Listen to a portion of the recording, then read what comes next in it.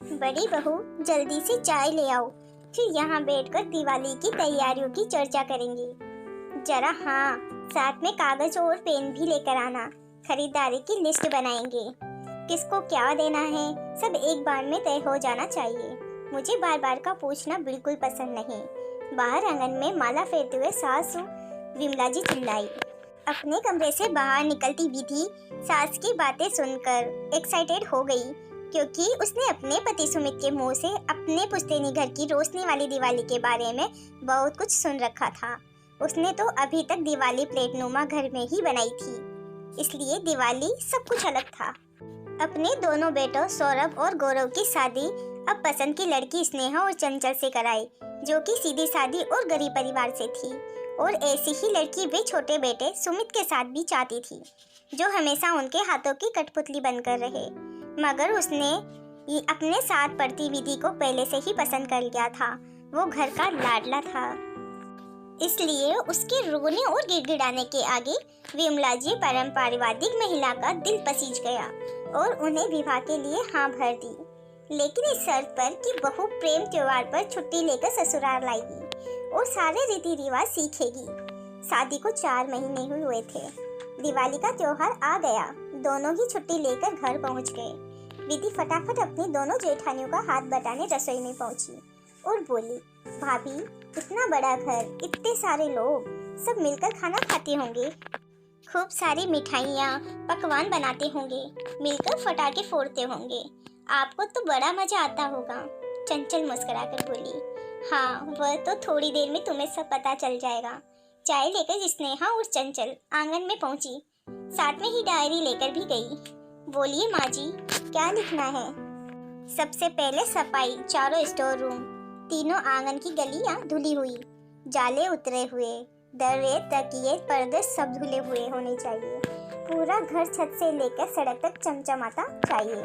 इस बार ठंड जल्दी आ गई है। कम्बल, रजाइयाँ, दरियाँ, गद्दे सब निकाल कर सुखा दो। पूजा वाले कमरे और रसोई की पुताई चुनने से कर लेना। सारी खिड़की, दरवाजे, सीढ़ी, रेलिंग तेल चमका देना। उसके बाद नरक चौदस वालना, आटे और मावा, बेसन के लड्डू, गुजिया, मैदा, बेसन पपड़ी, मठरी, चकली, चूड़ा, नारियल बर्फी, काजू कतली बना लेना। विधि बोली, वाह भाभी, इतना सब कुछ और खाने में इतनी वैरायटी है। सच में संयुक्त परिवार में होना मेरा सौभाग्य है। अपनी देवरानी की बातें सुन दोनों चुप थी और एक दूसरे की तरफ देखकर सोच रही थी, यह किस लिए इतना खुश हो रही है? आखिर यह सब करना तो हमें तीनों को ही है। उसके बाद आंगन में गोबर की लिपाई पुताई इस बार नई बहू के हाथ से कराई जाएगी। छुए और गेरू से अच्छे से मारने बनाएगी और द्वार पर रंगों से रंगोली और फूलों से तोरण बनाकर लटका देना। यह बात सुनते ही विधि बोली, माँ जी, मैं तो कभी यह किया ही नहीं। वाह, वही तो सीखना है तुम्हें। इसलिए तो 6-8 सालों से मेरी दोनों बहवें सब कुछ अकेले करके आई है। अब तुम आ गई हो, 2 हाथ और बढ़ गए हैं। मेरी उम्र का तकाजा है, वरना मैं भी 2-4 काम यूं ही निपटा देती थी। वह तो अब घुटने साथ नहीं देते। लड्डू तो अभी मैं भी बना सकती हूँ। अब तुम हो तो इन्हें भी सहारा हो जाएगा और तुम हमारे रीति रिवाज परंपराएं सीख जाओगी। विमला जी अकड़ के बोली, नहीं बहू, तुम्हें इसलिए 7 दिन पहले बुलाया ताकि घर की साफ सफाई में इन दोनों की मदद करो। ये लोग घर के सारे नियम कायदे अच्छे से निभाती आई हैं। अब तुम भी सीख लो। माना तुम बड़े शहर में रहती हो, नौकरी भी करती हो, लेकिन तरीका तो तुम्हें सीखना ही होगा। विमला जी साड़ी का पल्ला कमर में कसते हुए अपने कमरे में चली गई। अपनी सास की बात सुन विधि तो तोते उड़ गए। तो सोचा था सुंदर सुंदर राजपूती ड्रेस पहनेगी, मेकअप करके सज धज के बड़ी हवेली नुमा मकान में फोटो खिंचवाकर अपलोड करेगी, तरह तरह के पकवान खाएगी और अपनी सारी सहेलियों का अपना नया एक्सपीरियंस बताएगी। मगर यह क्या, यहाँ तो उसे गोबर से खुद ही आंगन लीपते हैं। उसके चेहरे के रंग उड़े देख मझली जेठानी बोली, विधि, तुम क्या सोच कर आई थी?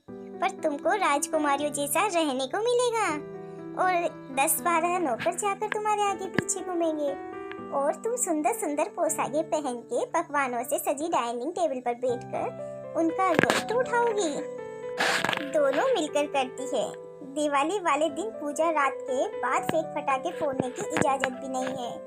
खुद को सजाया हुआ घर खुद देखने का समय नहीं होता, क्योंकि घर में मेहमानों का तांता लगा रहता है।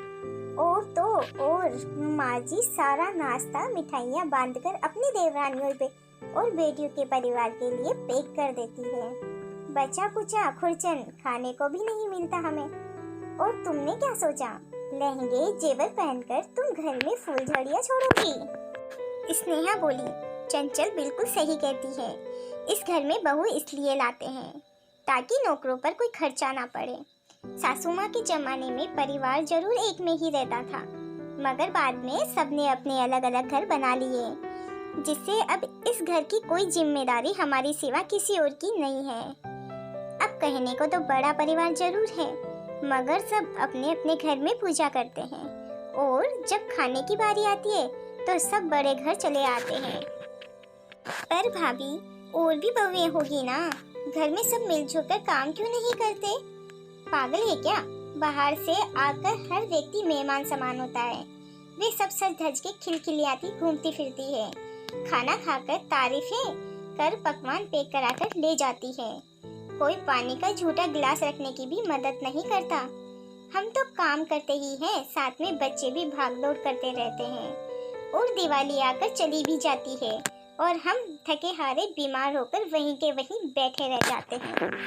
तो फिर हम कोई काम करने वाले अपनी मदद के लिए क्यों नहीं लगा देते? माँ जी, बाबू को किसी बाहर वाले के हाथ का काम पसंद थोड़ी आता है, और कहती है लक्ष्मी जी तो सिर्फ घर की बहुओं के कामों से परेशान होती है, इसलिए सारी जिम्मेदारियां बहुओं की बनती है। दीदी गुस्से से बोली, भाभी यह क्या बात हुई? हम उस मन को प्रसन्न करने में लगे हैं जो दिखते नहीं, और यहाँ दिल रो रहे दुखी परेशान हम इंसान चाहे धरती पर तड़प तड़प कर मर ही क्यों न जाएं।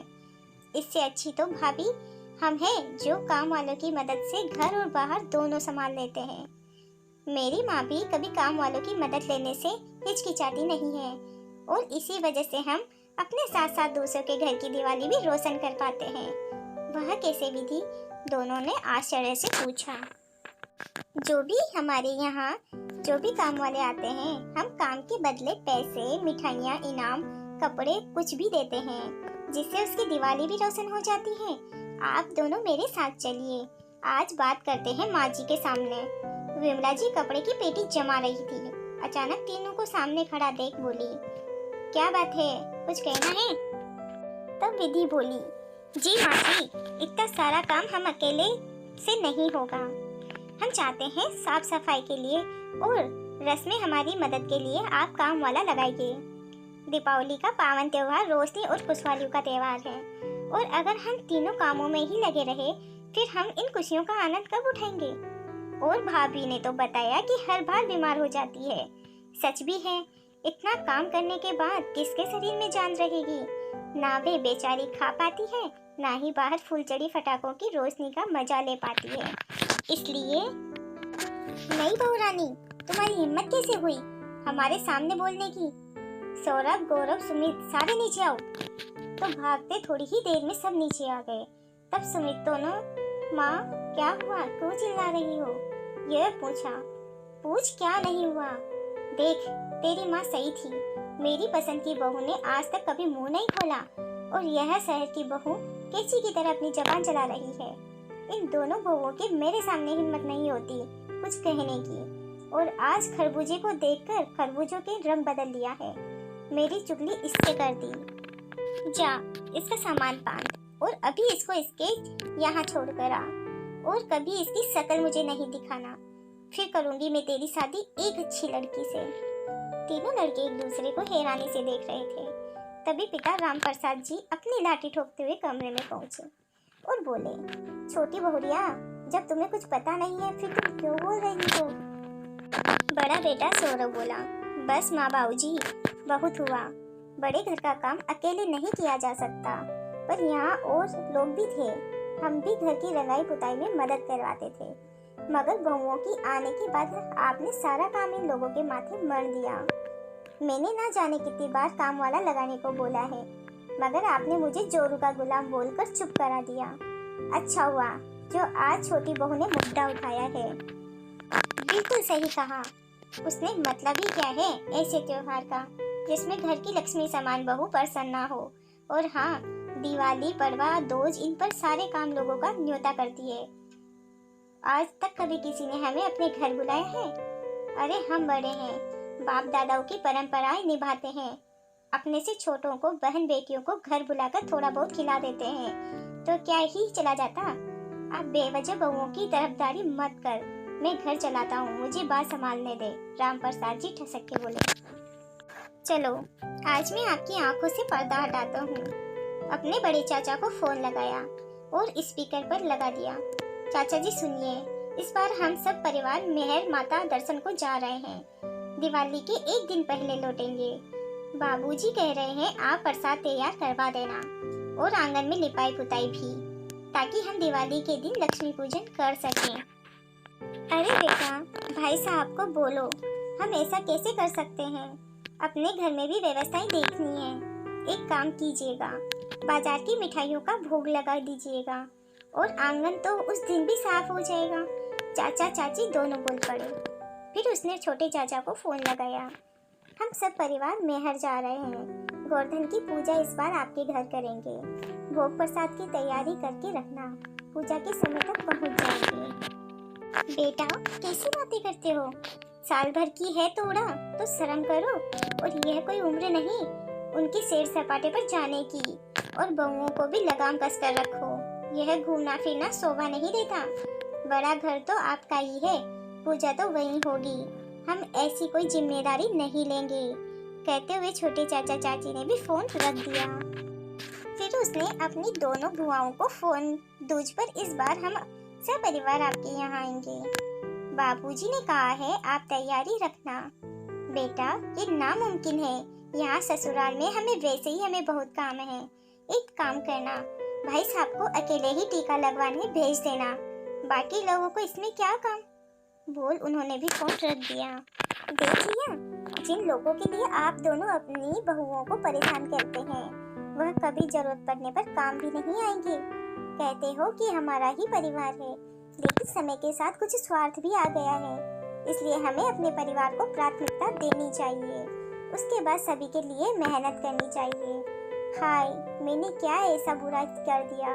अम्मा जी के कहने पे सारे परिवार को बांधे रखने का वादा पूरा करती रहूंगी।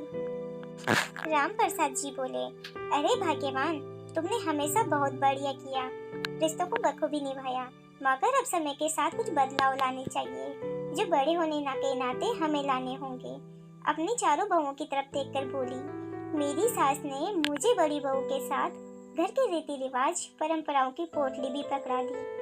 वही मैं अपनी बहू को देना चाहती थी, लेकिन अब बस जितना सहना था उतना करना था हमने लोगों ने किया। अब हम भी उतना ही करेंगे जितना हमारे बस में होगा। बड़े हुए जो क्या हुआ, तो हमारा बेटा बहू पोता पोते की खुशियां मायने रखती है। नई बहू के तरीके से ही काम होगा। काम वाली रसोइया दोनों को बुलाओ। अब से मेरी बहू में बन बन ठन कर दीप उत्सव मनाएगी और अब से गोवर्धन पूजा की जिम्मेदारी हर साल हर घर के सदस्यों को दी जाएगी, जिससे हर बार हर लोग की मेजबानी ना बने, दूसरों को भी मेजबानी का मौका दे और हम भी उन लोगों के घर में मेहमान बन के आए। अपनी नई बहू की तरफ देखकर बोली, तुम्हें नहीं तरीका तो हमें सीखना चाहिए था, तुमने बखूबी सिखाया है। स्नेहा और चंचल खुशी से फूली नहीं समाई, विधि से बोली, तुम्हारी वजह से पुरानी धारणाओं से हमें छुटकारा मिल गया। अब से हर बार हमारी दिवाली भी खुशियों वाली होगी। बोल एक दूसरे के गले लग गई। अगर आपको यह कहानी पसंद आई हो तो हमारे चैनल को सब्सक्राइब करें, लाइक करें और इस तरह की स्टोरियाँ सुनने के लिए चैनल पर बने रहें। धन्यवाद।